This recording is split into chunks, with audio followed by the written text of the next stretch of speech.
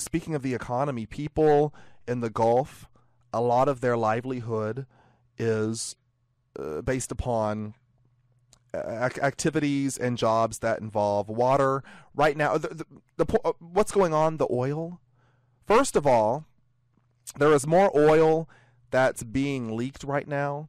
And leaked is probably not a good word either. When you hear about an oil leak, when I hear about a leak, you just think like, blop, blop, blop. Not what's going on down there. We're talking about tens of thousands of gallons of oil gushing out per day. Now, for example, one of the jobs that people do down there is shrimping.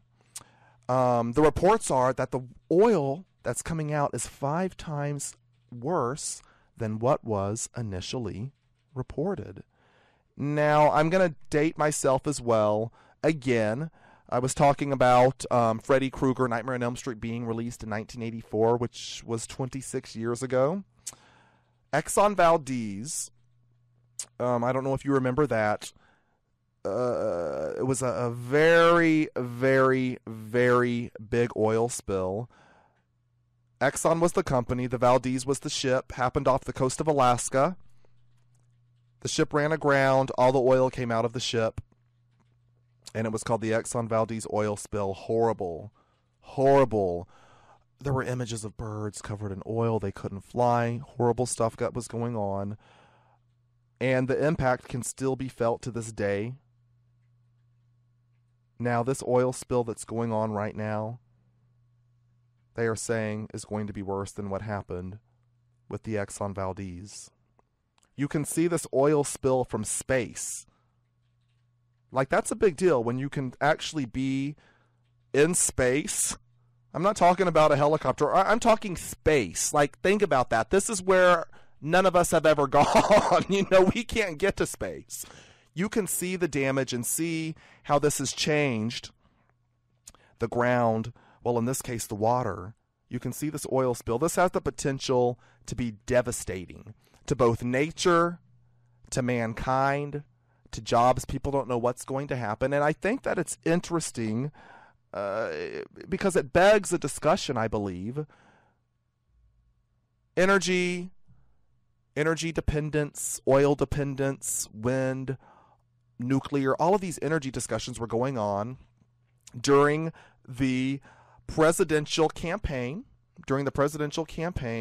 And in fact, a mantra actually came out of those debates about what America was going to do to become energy independent.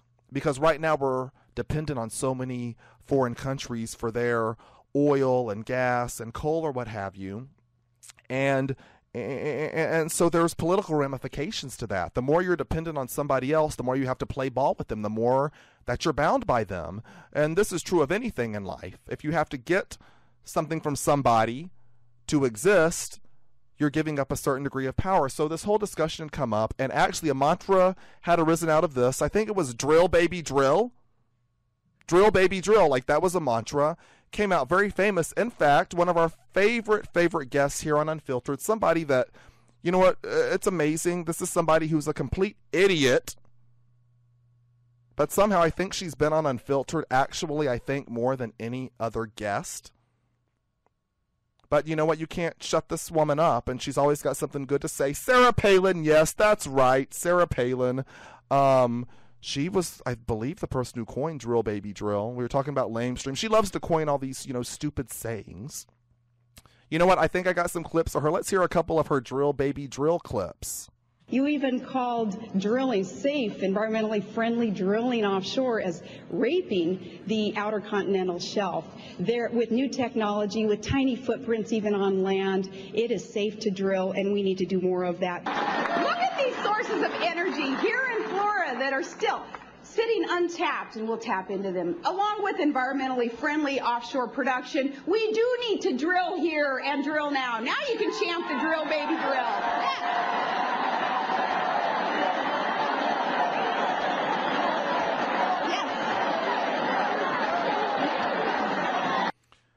Okay, to everyone that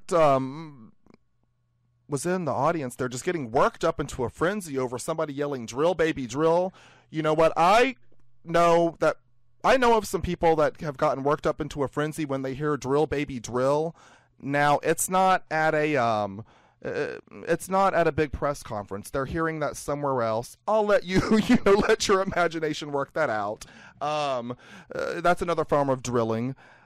I just had to bring this up because I just think I agree. We need to be energy independent.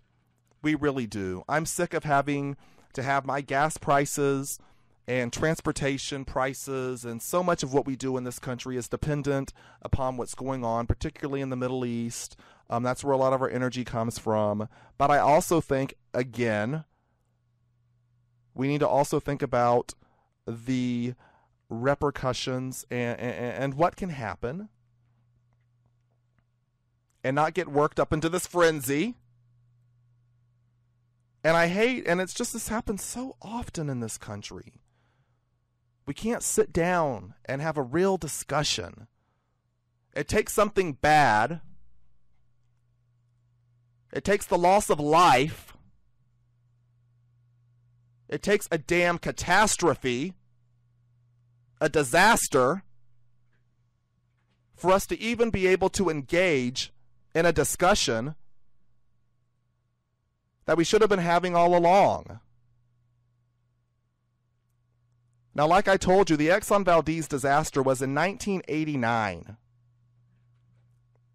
21 years ago. What did we do this whole time?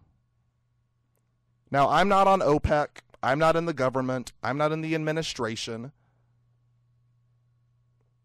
The response to this disaster has been flawed. So obviously we haven't had the necessary discussion and didn't have the necessary apparatus in place after the Exxon Valdez to deal with this. Right now, the people that are living on the Gulf of Mexico, from Louisiana to Florida, can smell the oil in the air wafting. It's coming their way like a tsunami. And like a tsunami, it's going to leave a lot of damage. And the other answer isn't just a drill, baby, drill. It's a lot more complex than that, Miss Palin. And everybody else that's out there. When things aren't done right, there's a consequence. In fact, there's consequences for every action a human being does, whether it's a janitor or the president. That's science, that's life. For every action, there's a reaction. You do stuff right, then right things are going to happen back. You do things wrong, wrong things are going to happen back. Now, I find it funny as well. Actually, not funny. I find it very sad. The same people that were talking about drill, baby, drill as this disaster unfolds before our very eyes have been very, very silent this week. You know, you can't keep Sarah Palin shut up for more than 5 seconds without some idiotic statement coming out of her mouth. But whoa, the same woman who was talking about drill, baby, drill, she wasn't heard from in 7 days. Michael Steele, he got on the drill, baby, drill bandwagon. We didn't hear from him.